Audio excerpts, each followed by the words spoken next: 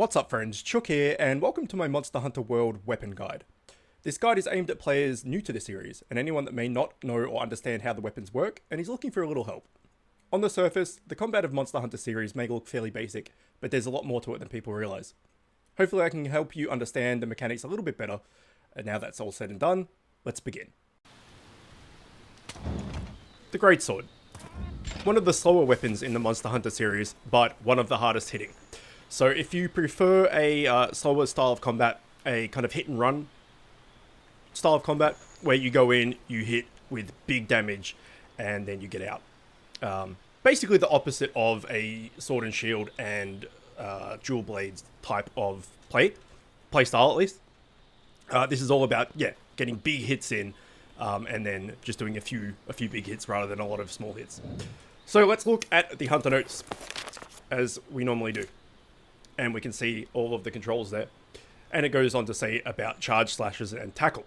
Tackle is new to this game, and I think the Greatsword is going to be fairly popular because of this. It's always been a classic weapon that's been quite popular. It's not really my thing, but I might start playing it a bit more because of the tackle feature. But we'll get into that in a sec. So charge slash. Hold the button to charge the overhead slash's power. The longer it's held, the harder it hits. Release it at the right time to unleash a devastating charged slash. Okay, that's fairly understandable. Easy to understand. Tackle. Tackle fortifies the user, making them immune to flinching or being blown away by even the fiercest of attacks. So you will still probably take damage, but you won't get thrown away. And the reason why that's amazing is this. So if we go and we look at the combos and everything, if you hold down triangle, you will do this charge, right? If you just hold down triangle and do nothing else, once you get to that third charge, so there's three levels to it. There's 1, 2, 3. Once you get to that third charge, you'll just automatically attack. However, if you time it and you release it just as you hit that third charge, you'll get a notification via a noise that will let you know that you've released it at the optimal time. So this is just holding down triangle, and then this is letting it go at the optimal time. There's that whooshing sound that lets you know that you've done the true charge attack. So if we just hold down triangle here, we can see the damage of it. 45. Now if we release it at the right time, 58. So it's quite a difference. When you're learning or beginning or something, try and use that as much as you can, but ultimately it's better to get a fully charged attack like that off, even if you miss the window, than to, not try for it or go too early or something. But it is definitely better off to basically hit as soon as you get to that third charge where you light up, you want to release the button. Now following that, you can aim in any direction and hold down to charge into a second charge, and then from that you can charge into a third charge. So we'll do that now. So this is the first charge. Then if you charge again, you go into the second charge, and then if you charge again, you'll go into the third true charge. Now that combo right there does a hell of a lot of damage. However, it takes a hell of a lot of time to do. So again, like any of the big super moves with any of the weapons, you want to be able to do this, you want to be looking to do this when the monster is vulnerable, when it's in a trap, when it's stunned, when it's been knocked over and mounted, something like that. You don't want to just be doing that at all times, because you're going to miss a hell of a lot. And if you play recklessly with this weapon, you will be punished for it. It's very much a, like I said, get in, do some damage, and get out kind of weapon. You do have a block. It's about as useful, as effective as the sword and shield block. So you will block damage, and you will, take less, mitigate some damage, but you will be knocked around. So if we hit this, and we block, you can see that we actually went flying quite a bit. If you block with a red shielded charge blade or one of the two lance weapons, you just basically just block and don't flinch at all. But it's better than nothing, right? But why I was talking about the tackle being awesome earlier, is that you'll still take damage, but you won't get pushed back. So I'll see if I can try and do it here.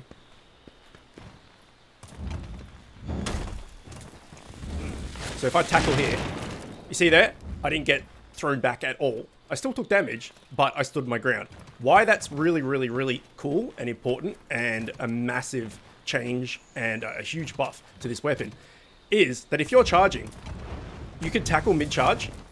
So say you're trying to fight a monster and it's right here, and you're charging and you're doing your big charge, and you get this attack off, and then you go into the next charge, and it moves. You can just tackle and cancel out of your charge, and basically eat its attack if it's attacking you, or if it's trying to, you know, push you away or something. You could just eat that effect by tackling through their attack, if that makes sense. The other cool thing is, if you, after any roll, you can do a tackle. Oops, that's not it. Like that. So if you roll and then press triangle while you're rolling, you'll go into a tackle.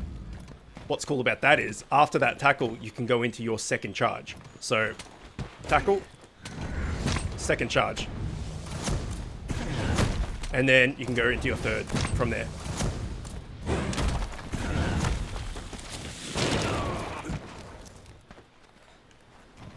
So tackle is very, very useful. You can also get to your third the big third charge quicker via tackling. So if you're charging here, you can just tackle out of this, and then you can charge. Sorry, my bad. You can charge into the next one, tackle out of that, and then you can get to your third one a lot quicker. However, doing that, you're going to miss the damage from your first two. So if you're looking just to get to your third charge really quickly, that's a way to do it, is to charge and then tackle out of the charge, start charging again, tackle out of that, and then start charging again. And that's your third charge there. Now, really, people that are really good with this weapon will do that sort of thing. Will charge up to the third charge or you know, any charge really, and time it just as a monster's coming to attack them, and do massive damage, knock it down, all the rest of it. I'm not very good with this weapon. I don't use it very often. I used to find it quite clunky, but the tackle certainly will help with that, because you can, while you're charging, if the monster moves, you're like, ah, crap, you can just tackle through it and reposition yourself effectively.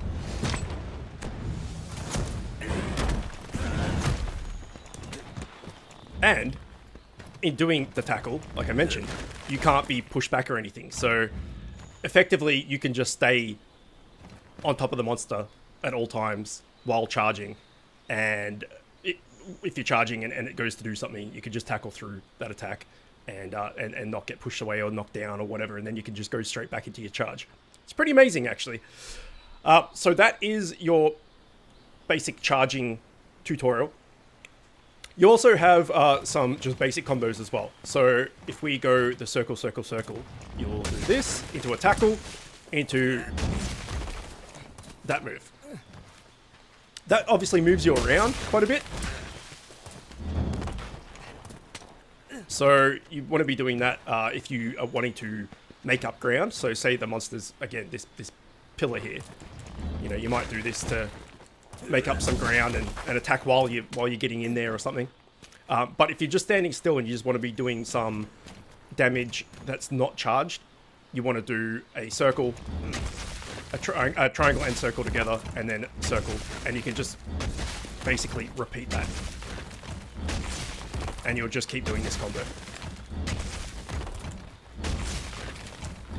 So as you can see, it's not the best damage compared to the charges and things, but it's quick, and you can roll out from any of these attacks. So if I'm hitting like this, then I can just roll out of this, etc. And remember, if you roll out of something, you can go straight into a tackle from that, and then start charging your next charge. And you can get to your third charge fairly quickly. So I know I've said it a lot, but the tackle makes a massive difference, and makes this weapon really, really strong. It's always been a fan favorite, as I mentioned. It's just not been my particular favorite. But yeah, the tackle is very important. Moving on from the tackle and all of that, you have a sliding move, like most weapons do, if not all of them. And that is another charge. And then once you're in the air from the charge, you can do a plunging thrust. So we'll go over that one more time. While you're sliding down, you just hold down triangle to do a charge like normal. And then you go into the air, and then you can do a plunging thrust. You can also do that from the air. So if we run up here and jump off, you can do a charge in the air. And then you can press any button to do that strong wide slash afterwards. Now, I found that after a normal, just single first charge, if you try and do a wide slash, you just do a wide slash. However, if you get to your second charge,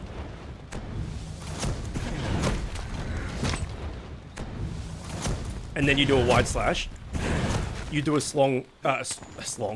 a strong wide slash. And if you get to your third,